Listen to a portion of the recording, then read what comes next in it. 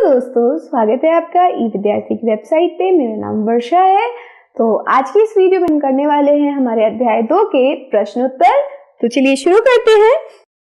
सबसे पहला प्रश्न है, निम्नलिखित प्रश्नों के उत्तर संक्षेप में दीजिए। तो सबसे पहला इसका पाठ कहता है, पृथ्वी का सही आकार क्या है। तो पृथ्वी का सही आकार क्या है? एक ये भूभाग की तरह दिखता है, जियोइड की तरह दिखता है। तो हमारी पृथ्वी पूर्ण रूप से गोलाकार नहीं है।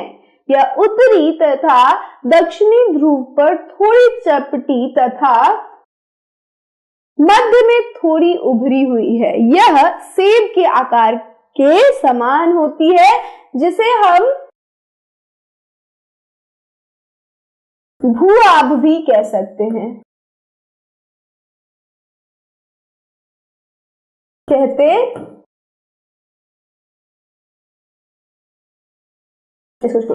कहते हैं। तो ये हमारा पूरा उत्तर है। चलते हमारे सेकंड पार्ट पे। ग्लोब क्या है? तो ग्लोब लघु रूप में पृथ्वी का एक वास्तविक प्रतिरूप है, मॉडल है। ग्लोब पर देशों, महाद्वीपों तथा महासागरों को उनके सही आकार में दिखाया जाता है। तो ग्लोब की यहाँ पे हमने परिभाषा लिख दी और ये भी बता दिया कि ग्लोब पे क्या क्या चीजें प्रेजेंट होती है। आगे चलते हैं नेक्स्ट क्वेश्चन पे। कर्क रेखा का अक्षांशीय मान क्या है? यानी कि उसकी हमें डिग्री लिखनी है। तो क्या लिखेंगे? कर्क रेखा का अक्षांशीय मान 23.5 डिग्री उत्तर अक्षांश है। तो हमने उसकी डिग्री भी बताई और वो किस तरफ स्थित है वो भी बताया, किस गोलार्ध में स्थित है वो भी बता दिया। चौथे प्रश्न पे चलते हैं। पृथ्वी के 3 ताप कटिबंध कौन कौन से हैं? तो यहाँ पे हमें तीनों के तीनों ताप कटिबंधों को लिखना है। सबसे पहले कौन सा होगा? उष्ण कटिबंध, दूसरा होगा शीतोष्ण कटिबंध और चौथा होगा शीत कटिबंध। पहला जो होगा वहां पे गर्मी ज्यादा होगी, दूसरे में टेम्परेचर जो होगा वो मध्य होगा। इसी वजह से यहाँ पे दोनों ही आप क्या फील कर सकते हो, दोनों ही शीत को भी फील कर सकते हो, ठंड भी फील करोगे और गर्मी भी। और तीसरा हो जाता है शीत कटिबंध, जो कि बिल्कुल ठंडी जगहों को कहते हैं। तो ये है हमारे 3 कटिबंध। चलते हैं नेक्स्ट क्वेश्चन पे। ये कहता है, अक्षांश एवं देशांतर रेखाएं क्या हैं? तो यहाँ पे हम क्या करेंगे, हम अक्षांश रेखाओं को और देशांतर रेखाओं को परिभाषित कर देंगे और हमारा उत्तर समाप्त हो जाएगा। तो इसको कैसे लिखना है? ये ऐसे लिखेंगे कि ये वे काल्पनिक रेखाएं हैं जो पूर्व से पश्चिम की ओर विषुवत वृत्त के समांतर ध्रुवों तक खींची गई है। यानी कि ये विषुवत वृत्त से खींची गई है और ध्रुवों तक गई है, ठीक है।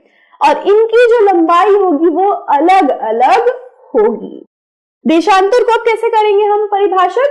ये वो काल्पनिक रेखाएं हैं जो विषुवत वृत्त को काटती है और उत्तर ध्रुव व दक्षिण ध्रुव को जोड़ती है। इनकी लंबाई हमेशा बराबर होती है।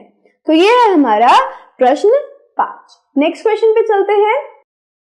ऊष्मा की सबसे अधिक मात्रा उष्ण कटिबंध में क्यों प्राप्त करते हैं? क्या रीजन है कि जो उष्ण कटिबंध है वहां पे ज्यादा गर्मी होती है?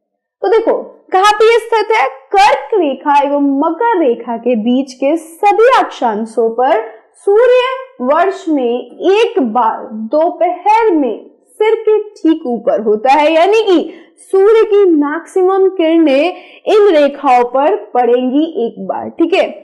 इसलिए इस क्षेत्र में सबसे अधिक ऊष्मा प्राप्त होगी, क्योंकि देखो जहां पे ये बिल्कुल सीधी रेखा पड़ेगी तो सूर्य इनके करीब होगा, इनके पास होगा, तो ज्यादा हीट इनको रिसीव होगा और इसी वजह से ये जो स्थान होंगे वहां पे सबसे ज्यादा गर्मी भी होगी। नेक्स्ट क्वेश्चन चलते हैं। जब भारत में शाम के 5:30 बजते हैं तब लंदन में दोपहर के 12 क्यों बजते हैं?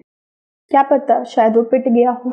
ऐसा नहीं होता है, ठीक है। देखो होता क्या है कि ये दोनों की दोनों जगह अलग अलग यमी उत्तर पर स्थित है, अलग अलग देशांतर रेखाओं पर स्थित है। हमारा जो लंदन है वो 0 डिग्री यानी कि प्रमुख यमी उत्तर पर स्थित है और भारत 82.5 डिग्री यमी उत्तर पर स्थित है।